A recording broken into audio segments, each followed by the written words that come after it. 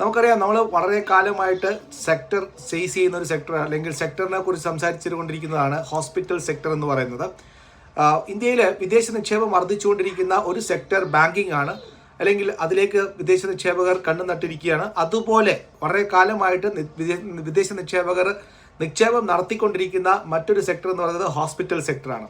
ഈ hospital സെക്ടറിൻ്റെ Q2 റിസൾട്ടുകളും അല്ലെങ്കിൽ Q2 അപ്ഡേറ്റ്സുകളും വന്നതിന് ശേഷം അവരുടെ പല കോളുകളിലും ശ്രദ്ധിക്കപ്പെട്ടൊരു കാര്യം, എല്ലാ പ്രധാനപ്പെട്ട ഹോസ്പിറ്റൽ കമ്പനികളും വളരെയേറെ എക്സ്പാൻഷന് തയ്യാറെടുക്കുന്നു എന്നുള്ളതാണ്. കാരണം സാധാരണയായിട്ട് നമ്മൾ ഹോസ്പിറ്റൽ കമ്പനികളെ വിലയിരുത്തുമ്പോൾ എടുക്കുന്ന രണ്ട് ക്രൈറ്റീരിയ എന്ന് പറയുന്നത്, ഒന്ന് ആവറേജ് റവന്യൂ പെർ ഓപ്പറേറ്റിംഗ് ബെഡാണ്. അവർക്ക് അവൈലബിൾ ആയിട്ടുള്ള ബെഡിൽ എത്ര മാത്രം റവന്യൂ അവർ ഒരു ബെഡിൽ നിന്നും ജനറേറ്റ് ചെയ്യുന്നു എന്നുള്ളതാണ് ഒരു ക്രൈറ്റീരിയ.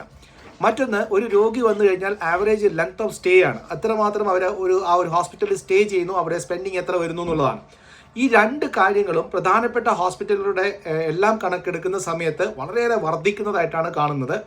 അതുപോലെ എല്ലാ പ്രധാനപ്പെട്ട കാര്യങ്ങളും ഇപ്പോൾ GST കട്ടിന് ശേഷം ഹെൽത്ത് ഇൻഷുറൻസ് അടക്കമുള്ള കാര്യങ്ങളിൽ GST കുറച്ചതിന് ശേഷം വളരെയേറെ ബൂസ്റ്റ് വന്നിട്ടുണ്ട്.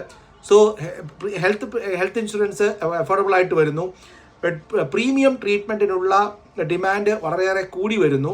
അതുപോലെ ഗവൺമെൻറ്റിൻ്റെ പല സ്കീമുകളും, ആയുഷ്മാൻ ഭാരത് അടക്കമുള്ള സ്കീമുകളിൽ നിന്നും വിഡ്രോവൽ നടന്നിട്ട് ഇപ്പോൾ പ്രൈവറ്റ് ആയിട്ട് പേ ചെയ്തിട്ട് പേഷ്യൻസ് കൂടുതൽ സർവീസുകൾ അല്ലെങ്കിൽ ആരോഗ്യരംഗത്ത് കൂടുതലായിട്ട് പേ ചെയ്യുന്ന പേഷ്യൻസിൻ്റെ എണ്ണം കൂടി വരുന്നു.